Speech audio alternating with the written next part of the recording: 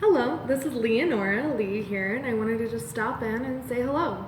I'm happy to kind of stop in for the end of the September aspect and throw out a couple words. I find that whenever I'm having a lot of conversations, that it's a good idea to just stop in and make a little video. There's been a lot of conversations going on lately about contracts. And I know everybody gets their own little idea. Contracts are this like written or verbal or handshake modality and whatnot. And that's not the type of contracts I want to talk about today. So there is another type of contracts out there, and they're very important because they continually interrupt, affect, or correlate with pretty much every aspect or every facet of our lives. Mentally, physically, spiritually, emotionally, they are there and they're a part of us and every little thing that we do. When we set a goal, it has to do with a contract with ourselves. If we have a dietary goal or an exercise goal or graduating from school or staying committed to a partner, each one of those things is a contract that we're committing. And if we're not able to keep committed to those contracts, we're the only ones that reap the repercussions or the benefits from those aspects. Whenever we put forth that there is a contract, we also have our own emotional composition that comes from that, where we expect ourselves to hold up to our end of the bargain or we don't.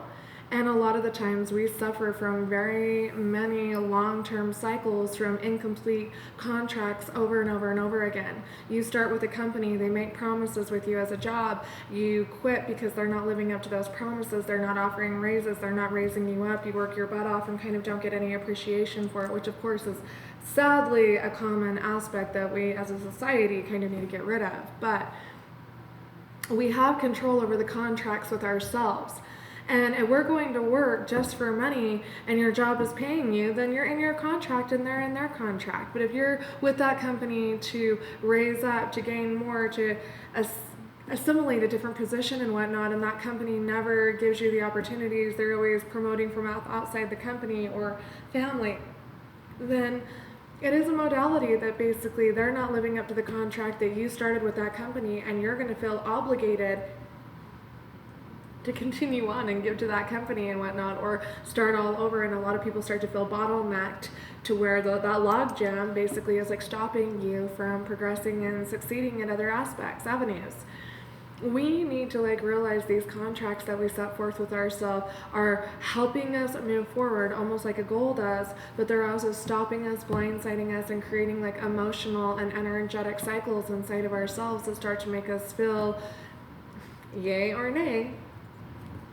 Realize these contracts are very important. And though I'm saying you don't have control over every facet, over every avenue, these are our contracts and we're involved with each and every single one of them. If you choose not to give somebody that power over you, if you choose to not let yourself emotionally get entangled into this situation, if you choose, since you're not able to go out and work out as often as you'd like to, that you're going to change that contract with yourself and you're going to change up your expectation, your modality, your needs, how much time you can do it for, the whole thing, and then everything with that contract is eventually going to make you happier and happier and happier because you're meeting your contracts. And of course, some contracts need to heighten and some contracts need to lower. These contracts will affect how happy we are, how content we are, how happy other people can make us, how happy we are at our jobs or discontented at our jobs, and what we need to do to be happier at a job and not just take that contract to the next job that might not be able to fulfill anything beyond what we are engaged in at this moment. So think about your relationships, your friends, your family, your coworkers, your parents.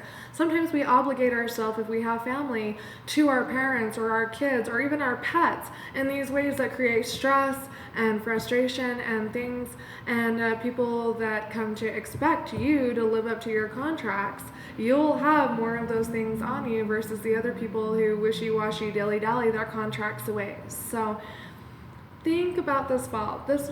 You don't have to do it today. You don't have to do it tomorrow. But as the next 30 days into Samhain and Halloween are coming in, there's a lot of messages to be received and had. And as October and November come around, there's a lot of things trying to get you to look at your finances, look at your stock trading portfolio, look at your family arrangements. Are you giving more to this sibling and they're not giving you anything back? Like, what's that contract? Why are you doing that or expecting that? And it's a contract. It's the simplest and most crazy and almost harmful facet, but it's beautiful and it's amazing. And if you can just grab the notion that these contracts are out there and reshape and reform and send these things back out there, it can take time. Sometimes water takes a minute to trickle, to collect and build up what you want, and other times you have that download, that epiphany, that contract kind of reevaluation, and all of a sudden everything changes. So keep this in mind as you go forward, and I think that a lot of people could answer a few questions, assimilate a few situations, and bring about a little bit more happiness to all of us. So blessed be. I hope to hear and talk from you all soon, and enjoy the Samhain season as it comes upon us.